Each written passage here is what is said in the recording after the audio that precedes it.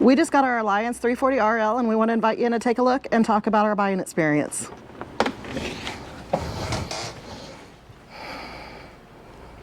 Right now we have our laptops transferring.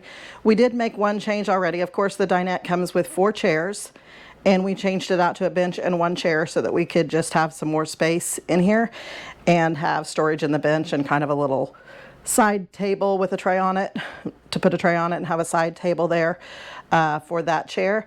And we changed out the legs to the table. So the table comes with an L bracket, but we had this old desk that's a crank up sit stand desk, and we wanted to use the tabletop that came with the unit and the bottom that we had so that we could have a sit stand desk if we chose to.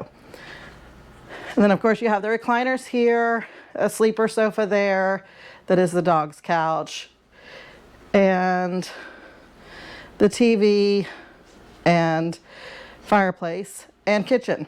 So one of the reasons we really chose this unit was this layout.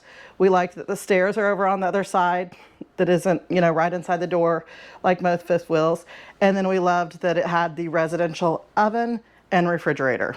The refrigerator is a huge thing for us because we eat a lot of fruits and vegetables, and a traditional small fridge compressor unit in the traditional units just doesn't hack it. So this is the 12 volt. Is hopefully going to be more consistent with temperature and definitely larger.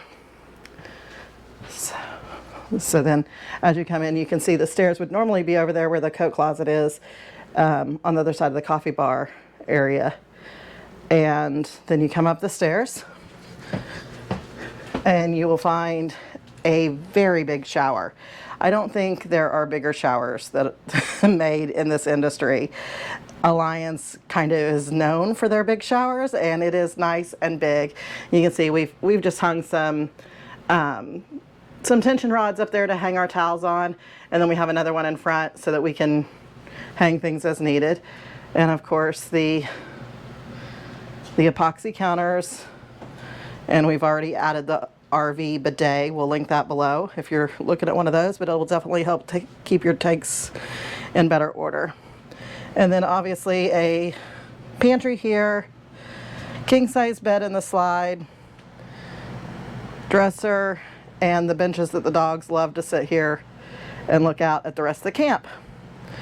But probably my favorite feature is the combo washer dryer. You can see it's a little bit difficult to get to, but worth it to have in unit, and we use it all the time.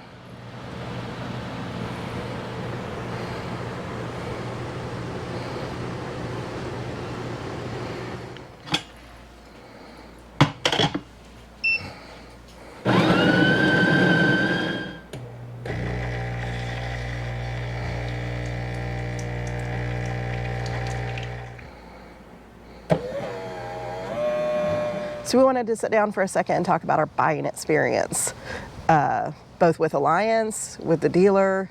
We had an independent inspection, so all of it, because we've got several questions about that since we bought. And I think, you know, overall it's great. Alliance has been amazing. There were a couple of issues in the delivery with the paint, and we didn't ask for it at all, but Bill Martin actually called twice and got those resolved for us. So said he wanted to make sure that we were happy with the purchase and going into it happy. So we weren't even buyers at that point, but he took the time to call. You never get the owner of a company to call, so that was just amazing, and that just goes to prove what everybody told us when we were shopping around was that you cannot beat the customer service of Alliance. And that was the #1 reason that pushed us towards Alliance over any other brand for that matter. We had a Grand Design where came down between two, the Alliance and the Grand Design, and it was the customer service that pushed it over the top. Absolutely. You can see the customer service for how active all of the employees are in the Facebook groups, and you know, we heard time and time again as we were looking that they'll do what's right and take care of it. I think that the biggest thing when you're buying an RV is your dealer's going to suck. Yes. There is no way around that. And so our theory of choosing Alliance was that it looked like Alliance was doing the right thing and standing behind their product. So even if we had a dealer that didn't, then we had Alliance there to stand behind it. And that's what I've seen so far. You know, I'm not disappointed in that decision.